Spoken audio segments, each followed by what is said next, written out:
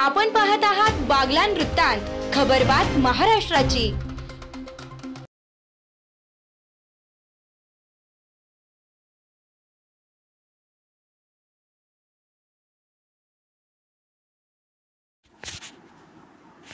नांदूर मध्यमेश्वर जिल्हा परिषद गटात स्वाभिमानी स्वतंत्र भारत व प्रहार जनशक्ती पक्ष एकत्रित निवडणूक लढणार।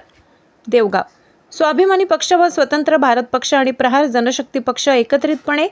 निफाड तालुक्यातील नांदूर मध्यमेश्वर देवगाव जिल्हा परिषद गटात एकमताने निवडणूक लढण्याचा संकल्प तिन्ही पक्षांनी केला असल्याची माहिती स्वाभिमानी शेतकरी संघटनेचे जिल्हाध्यक्ष निवृत्ती गारे पाटील यांनी दिली।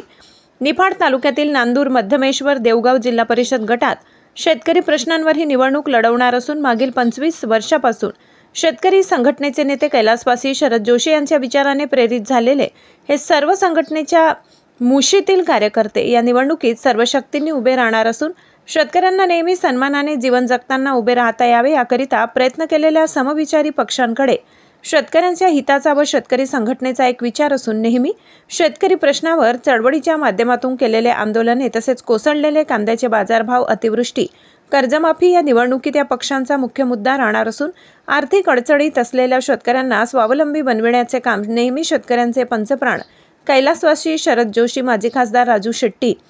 माजी आमदार वामन चटप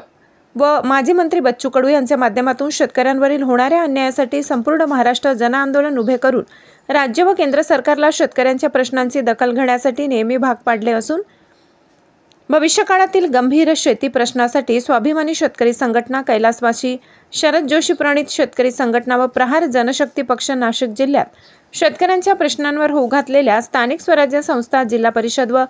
पंचायत समितीच्या निवडणुकीत शेतकरी प्रश्नावर लढणार आहेत। या प्रसंगी स्वाभिमानी शेतकरी संघटनेचे जिल्हाध्यक्ष श्री निवृत्ती गारे पाटील, शेतकरी संघटनेचे युवा आघाडीचे जिल्हाध्यक्ष बाबासाहेब गुजर, प्रहार जनशक्तीचे युवा अध्यक्ष जगन काकडे, ज्ञानेश्वर गायकवाड, गजानन आबा घोटेकर, त्र्यंबक चव्हाणके, भाऊसाहेब तासकर, रावसाहेब रोटे आदी पदाधिकारी व कार्यकर्ते उपस्थित होते। बागलाण वृत्तांतसाठी सहसंपादक विनायक इनामदार।